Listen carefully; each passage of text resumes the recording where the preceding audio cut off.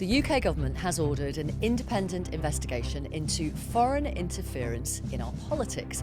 It's in response to what the government calls the shocking case of Nathan Gill, the former leader of Reform UK in Wales, who last month admitted taking cash bribes in order to make pro-Kremlin speeches in the European Parliament. That's what we're going to be looking at in this episode of the BBC's daily news podcast, Newscast. Hello, it's Victoria in the studio. And it's Chris at Westminster. And in the second half of today's newscast, we're going to be looking at the latest in the legal battle between the BBC and President Trump. But first, Chris, the government has today announced an independent review into foreign financial interference in UK politics. This is pretty big. They have specifically linked it to the case of Nathan Gill. I just remind newscasters, for those who need reminding, who Nathan Gill is. Yeah, so he is the former leader of Reform in Wales. He was also an MEP for UKIP and the Brexit Party, and he is in prison, serving a 10.5-year sentence for taking Russian bribes. So this whole thing that we've heard from the government today, Vic, is pretty sharply political. It has a, if you like, something of a focus on reform, although they make the point, Steve Reid, the minister who made the announcement at lunchtime, that it will be broader than that. They're bringing in a guy called Philip Rycroft, who's a former senior civil servant, to chair this review that will take place over the next 3 months or so. It'll conclude by the end of March. And yes, it'll look at financial foreign interference in politics, but I think also take in this wider stuff that we hear talked about quite a bit. In fact, we heard the new MI6 Director General talking about this just the other day, around what's sort of seen as the grey zone of interference in society or politics, whether it be disinformation online, financial interference, etc., etc. So it's going to have, I think, quite a fish around all of that, not just Russia, but perhaps China and others. But yeah, I mean, make no mistake, it has a pretty sharp political focus and a pretty sharp political focus in particular on Reform UK, given this very high-profile case involving Nathan Gill. Yeah, I'll come back to that in just a second. Let's hear from the Communities Secretary, Steve Reid, announcing the review in the Commons this afternoon. The facts are clear. A British politician took bribes to further the interests of the Russian regime, a regime which forcefully deported vulnerable Ukrainian children and killed a British citizen on British soil using a deadly nerve agent. This conduct is a stain on our democracy. The independent review will work to remove that stain. When you say this is political with a small p, what exactly do you mean, Chris? Well, I think it's probably with a big P, really. Okay. But it's a good question, because you might think, well, of course it's political. It's government, everything's political. But it's focused. It seems sharply focused politically, in particular on Reform UK. What's the context of this? The context of this is Labour being acutely aware of the threat that Reform UK posed to them. Really interesting comments from the Prime Minister in an interview with The Economist magazine a couple of days ago, talking about how he can sleep easy when there's a Conservative government in power, but he doesn't think he'd be able to if there was a Reform UK government in power. So that sort of sense of the generational battle that Labour are attempting to frame with Reform as their principal rivals.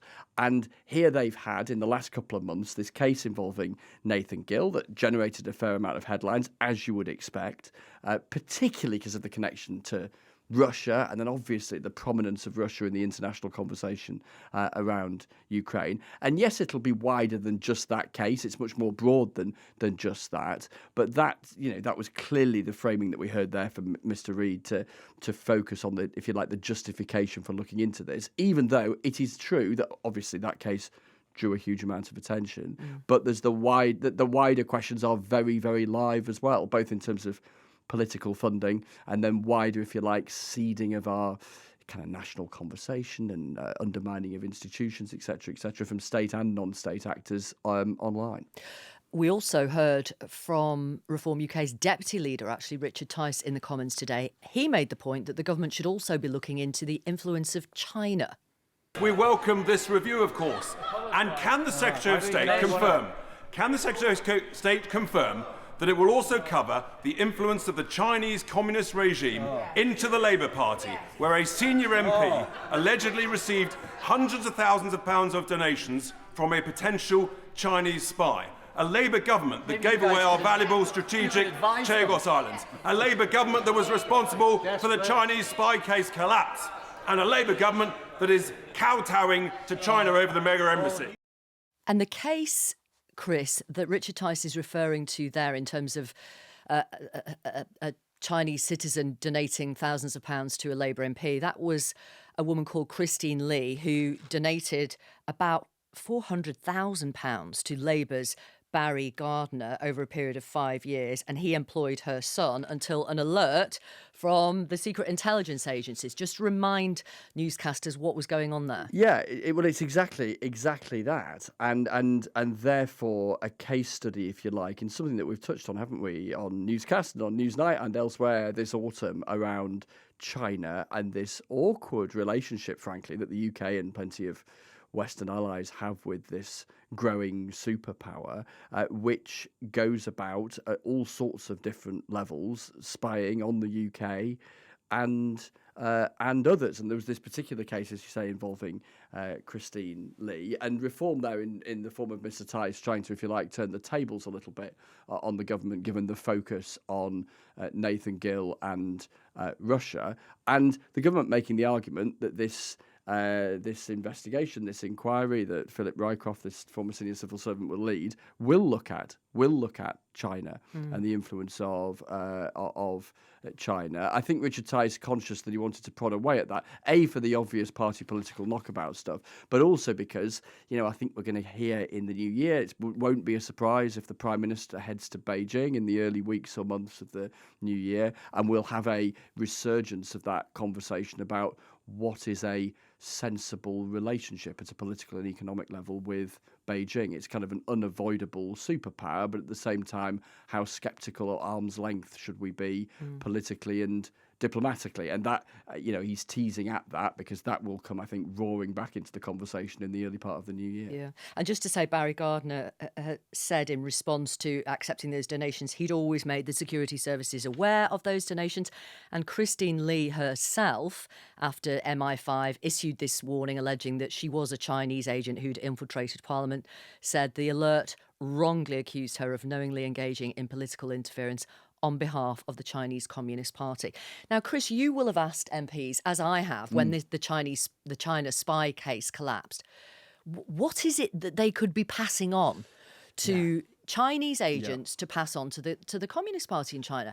And what various politicians like Tom Tugendhat, for example, said to me was, it might not be state secrets. It might just be stuff that could be used to blackmail somebody, compromising private, what you might just call Westminster gossip, but could be used, to put pressure on somebody. That's kind of what they were talking about. Completely. And a big part of the conversation that's been going on here at Westminster is exactly about that, about trying to basically teach MPs and their staff that this isn't necessarily kind of, I know this sounds it sounds quite trivial to say it like this, but this isn't your sort of James Bond-esque kind of secret, uber secret intelligence of the type that you might think and is the kind of thing that the intelligence agencies are involved in day to day. It's actually quite low level. The message that's been communicated to MPs and their staff is, lower the bar massively in your head about what might be of interest to those who are trying to gather information. It could be actually quite trivial, but when pieced together with information that's also gathered from that MP down the corridor, etc., might build up a picture, either around blackmail or around their movements or which hotel they might be staying in if they're doing a particular foreign visit, etc. They could then be pieced together with others and, all the questions around bugging, etc. So it's trying to inform people in this postcode at Westminster just how low the bar is, not least because there's an acceptance, I think, in terms of the, in this case, the Chinese intelligence gathering operation, that intelligence is often with a small I, very, very broad, and that they've got time. They're quite happy to collate these little tidbits over a period of not weeks and months, years and years to try and build up this picture of the UK and how it operates and who is influential or who might be influential in the future. And for that reason, I have conversations all the time now with people who will take on they hope, a sort of new level of vigilance and acknowledge that perhaps in the past they could have been quite naive about this stuff. Yeah. And regarding the Nathan Gill case, Nigel Farage and others in Reform UK said they were absolutely shocked and totally horrified and essentially called him a traitor. We had Zia Youssef, Reform's head of policy, on Newsnight last month, and I asked him about the Gill case. Have a listen. Is there anyone else in your party who could be taking bribes from pro-Russian politicians? I don't believe so. Look, I've never met Nathan Gill. So. I've never met Nathan Gill. Just to be clear, it was long before my time inside the party. I'm asking about now. And you say you don't believe what so? Nathan Gill did was I'm asking treacherous. about now. He has pleaded guilty. I'm asking about we condemn it in the strongest possible terms, your Victoria. members and politicians. I've never met him. I was the chairman for a significant period of time. I'm not asking you about Nathan Gill. Over the last year. I've never met the guy. Nigel did know him from his time as an MEP. But I will tell you this, what Reform care about are the British people. We care about putting their needs first. Of course, we condemn that treachery in the strongest possible terms. Could there be anyone in your party who could be taking bribes from pro-Russian politicians? No, of course not. Right, because a few moments ago you said, I don't believe so. Now you're emphatic. Well, of course not. I've literally never met the guy. No, how do you know? And it was long ago. When he was the Welsh leader for Reform were polling at sub 1% in Wales, Victoria. As a start-up party, this is ancient history as far as Reform. You've just told our audience on the second answering that no, of course not. No one else is taking bribes from pro-Russian politicians. How do you know that? Well, I know that in the same way any other politician from any other party would know that. I know the people who are around Nigel. Again, let me reiterate, I have never met Nathan Gill, nor have I ever spoken to him. No worries. And I only got involved with the party full-time post the general election. There is nobody like that inside the party at the moment. And I will tell you this too, again, the people watching this programme care about the cost of living, they care about secure borders, and it's very easy to point to this. I will say this again, we condemn it in the strongest possible terms. Okay. That is ancient history as far as Reform are concerned. Do you think voters do care about foreign interference in UK politics?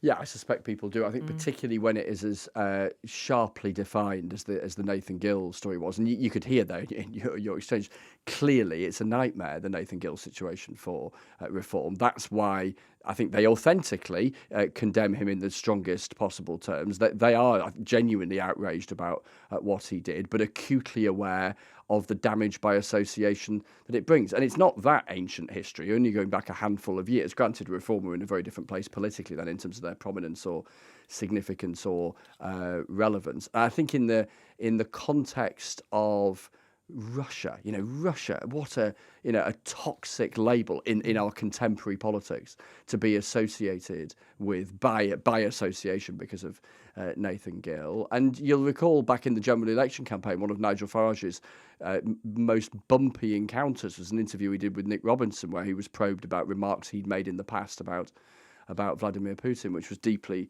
uncomfortable for him. So that is that label of association with Russia, which Reform are keen to run away from and deny, is a sticky one for them. And the Nathan Gill case study, if you like, is perhaps the sort of brightest illustration of it, which is why, or at least one reason why I think the government is keen to do what it is doing, because it shines that light upon them in a way that is awkward.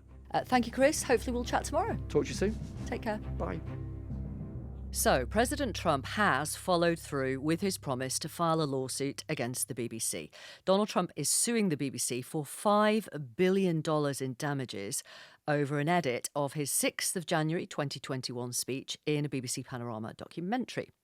Now, the US leader has accused the BBC of defamation and of violating a trade practices law, according to court documents filed in Florida.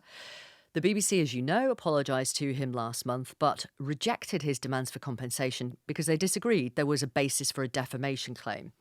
A BBC spokesperson has said, as we've made clear previously, we will be defending this case. Let's talk more about this with the Financial Times global media editor, Daniel Thomas. Hi, Dan. Welcome to Newscast. Hey, Victoria. How you doing? Very well, thank you. And in Washington, Katrina Perry. Hi, Katrina. Hi, Victoria. Hi, Dan. Right, so I printed out this United States District Court, Southern District of Florida, Miami Division lawsuit. And it's really dramatic when you first read it. President Donald J. Trump, plaintiff, versus British Broadcasting Corporation defendants. And the first paragraph is this. This action concerns a false, defamatory, deceptive, disparaging, inflammatory and malicious depiction of President Trump, which was published in a BBC Panorama documentary that was fabricated and aired by the defendants 1 week before the 2024 presidential election in a brazen attempt to interfere in and influence the election's outcome to President Trump's detriment. Now, I've never looked at a defamation lawsuit before, Dan, but that seems to me like a blistering opening and a pretty hideous opening if you are a BBC lawyer. What is it that President Trump has taken issue with specifically? Gosh, it does sound quite daunting, doesn't it? It goes on to talk about massive economic damage to brand value and significant damage and injury to his future financial prospects, which a lot of people reading that will be wondering what exactly it has been injured, given he's the president of the United States of America. But this comes to the point of the lawsuit really, and how the BBC will defend itself from it. I mean, so President Trump is alleging that the BBC, edited a documentary which appeared to show him calling for violence in the January 6, 2021 marches and speech around that time. And there was a fault there. Which the BBC's admitted to a fault, and it said it's apologised and asked to move on. But Trump hasn't let it lie, and it's not going away. And this is a massive problem for the BBC because it faces not just before Trump came out and sort of lots of bombast and said, I'm going to sue the BBC for $5 billion, up to $5 billion. Turns out it's going to be $10 billion. And it kind of these sort of astronomical figures, which for the BBC is unthinkable that they could possibly be facing this sort of damage, economic damage going forward. So it's going to be a really hard job, I think, for the BBC to really to get back. It's basically because it's got to fight this in Florida, which is Trump's homeland as well, and it's got to go over there. It's going to be very costly, and it's going to have to challenge all those different points. It's going to have to try and prove things like it wasn't editing this thing maliciously, it wasn't deliberately changing the program to show what Donald Trump is alleging that they sought to show, and it's going to have to prove also that there's no jurisdiction for the court. And that latter point is going to be really crucial for the court case going forward. Yeah. We'll come back to Florida in a moment. But Katrina, Donald Trump said last month, I think I have to do it. They changed the words coming out of my mouth. What else has he said about this lawsuit? Well, he didn't say anything about it for a few weeks, which I think had a lot of people thinking, oh, maybe he's made this threat, but he wouldn't actually file the paperwork. We know now that has happened. And he spoke about it in the Oval Office again yesterday. Similar kind of words, saying he was suing the BBC for, quote, putting words in my mouth, literally to put words in my mouth. He said, they had me saying things that I never said coming out. I guess they used AI or something, so we'll bring that lawsuit. The media can't even believe this one. They put terrible words in my mouth having to do with January 6th that I didn't say, and the beautiful words that I did say, right. And on he went like that. And I should say that in the 33 pages of that legal document, there is no mention of AI. That's not part of the claim from his lawyers. There's no suggestion that the BBC used AI to put words in Donald Trump's mouth. Rather, the legal case is about splicing two sentences together that were nearly 55 minutes apart. Yeah. And Dan, the president's claim essentially breaks down into several bits. Firstly, that the notion that the BBC did this deliberately, that it was malicious, it was intentional, it was motivated by bias. And the key quote here is, as an initial matter of common sense, it would have been impossible for BBC journalists and producers to splice together two distinct parts of the speech from nearly 55 minutes apart, unless they were acting intentionally. And then, obviously, he points to Tim Davie and Deborah Turness, the former Director General, the former head of news, resigning in, as he put it, in disgrace as a tacit acknowledgement of wrongdoing. I mean, do his lawyers have a point there? Well, there clearly is a point there, and it's been acknowledged by the BBC management. It's been acknowledged by the fact that Tim Davie and Deborah Turness had to resign over this matter, and it has become, as we know, a big scandal, and it's led to questions of the BBC board and all sorts of things. So there is clearly a point, but that is different from being able to forge a $10 billion lawsuit in Florida against the BBC to show that there's actually malicious intent behind the causing of harm to Donald Trump in doing this. For a lot of people who are on the outside of this story, it could appear, which is what the BBC is saying, like this is an editing job which went through normal processes, went up, they made a mistake, they held their hands up and they apologized, and that normally for them would have been it. Donald Trump is different times, obviously. So now the BBC is facing this lawsuit. I mean, Donald Trump has history, has form in going after the media using the law courts in America. He successfully sued and got settlements from broadcasters like ABC and from CBS. Both cases which law experts thought that could have been fought, but in the end got settled.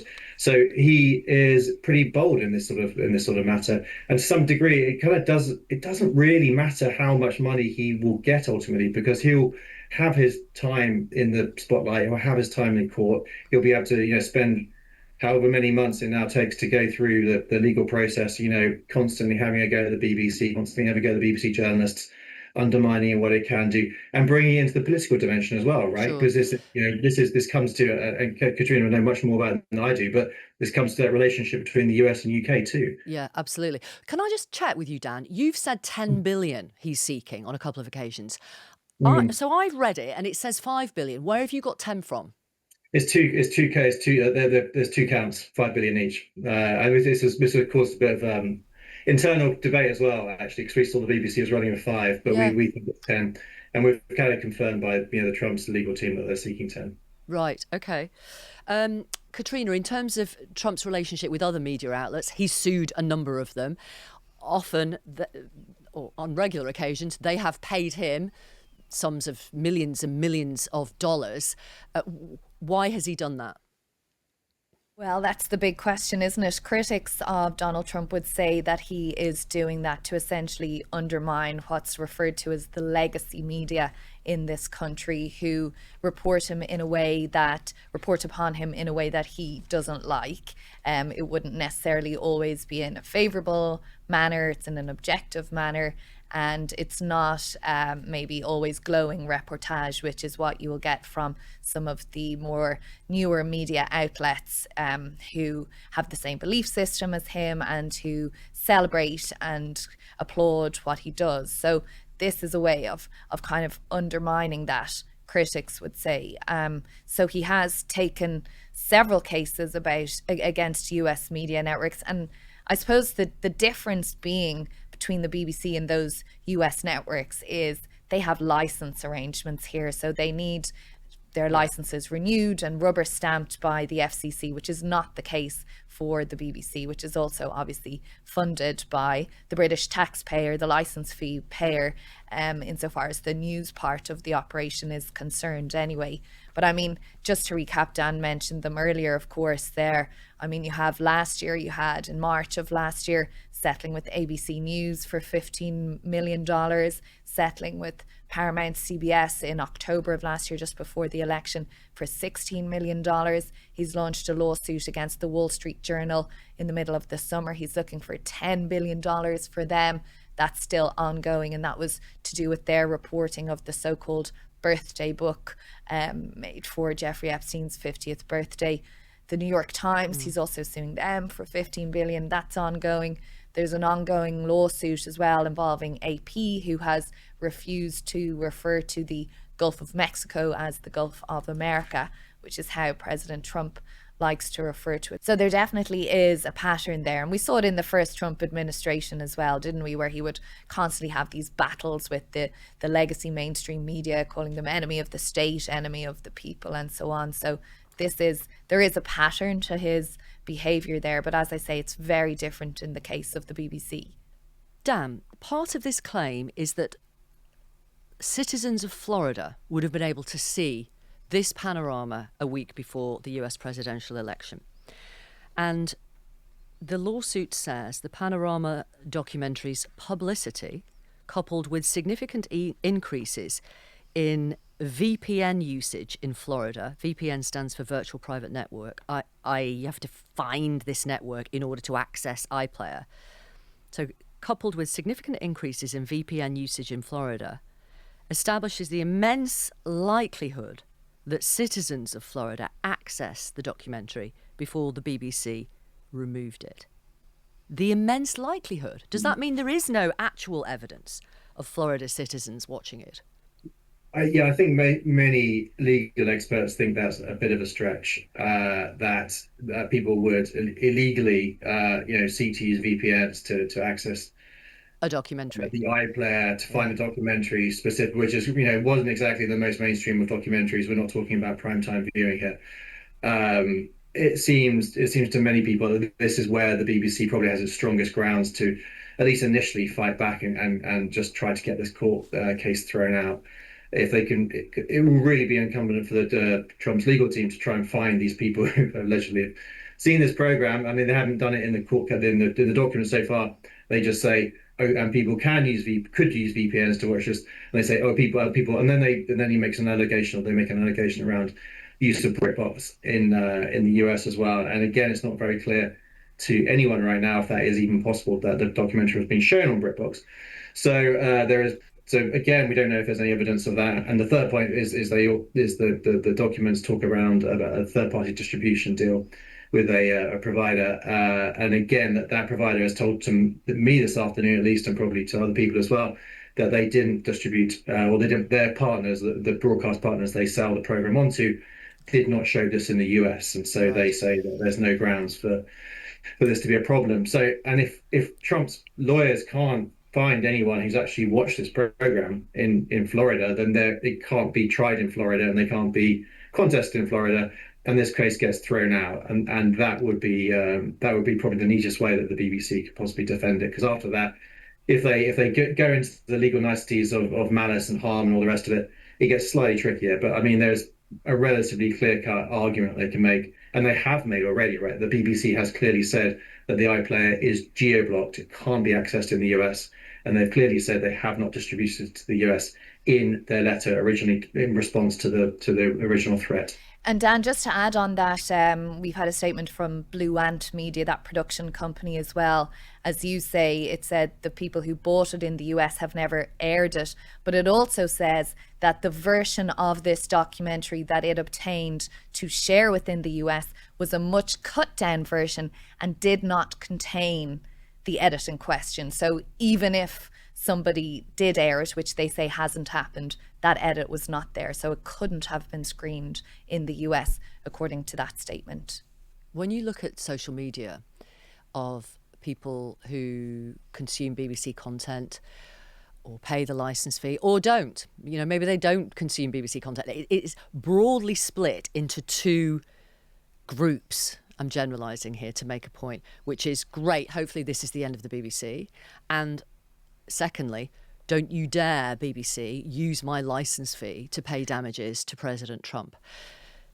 Dan, what are your sources? What are your contacts? What are your legal experts saying to you about what the BBC should do now? Because it's making it clear it is going to defend this claim, which is going to cost money. Yeah, there's all sorts of principles at stake here, right? Well, not least the journalistic principle of defending your report, your position, your reporters, your media, and all the rest of it, and not setting up any precedents of just giving in once once the first sign of a legal document drops on your doorstep. So that is pretty important. It has to be said from my personal point of view, at least. And there has been a suggestion that actually it's going to be very difficult for the BBC to use taxpayer money, license fee money, taxpayer money, to pay this off if they wanted to do that. It's not really their money, right? It's our money. So it's the people who pay the license fee, and there's lots of people, as you say, who'll be very angry if the BBC decides to capitulate to the demands of Trump and seek to settle. There will be, and there has to be internally, some sort of negotiation or some sort of thought process which goes along the lines of, if we do settle, how much would he settle for, and would that be a less of a cost than if we fought this all the way to the courts and won. In the US, there's no, it's not like the UK where the winner doesn't have to pay costs. You have to pay costs all through the process, and that can go. There's some estimates that suggest this could be in the tens of millions, maybe up to $100 million to fight this all the way. And if Trump really brings the big guns to it, and he's got very good lawyers, then the BBC has to get very good lawyers as well. It's very expensive, all that. So maybe that that there is perhaps a calculation going on which says, well, if it's 5-10 million, maybe we should just see him off. Apology, here's a check, and go on our way. But I do think, as you say, politically, that's very, very tricky, if for no other reason. What points of principle? Tiny final thought, if I may. Michael Prescott, the external advisor to the BBC's editorial guidelines and standards committee, who wrote the memo which talked about this panorama edit, and then which got leaked to the Daily Telegraph, which then started the whole, the cycle really that led to the resignation of Deborah Turness and Tim Davie. I mean, a lot of his email to the board is quoted in this defamation lawsuit. I suspect he never, ever thought that would be the case when he wrote that email all those months ago. Yeah, I can't imagine that he would ever want the BBC to be sued for $10 billion. That's unthinkable, and that'd be a boring term. I know that much would be true, but it's unintended consequences. It feels like a long time ago, right? We were just discussing earlier how the resignation of Tim Davie and Deborah Turness. That feels like, oh God, the last news cycle, all of last month, and now look where we are. And it's going to rumble on as well. This is not going to go away. Donald Trump is clearly here to stay. He clearly wants to get his time in the court. So I think, I think it's going to be a tough few months going forward for the BBC for all sorts of reasons. Dan, thank you very much. Katrina, thank you very much, as always. Thank you. Thank you.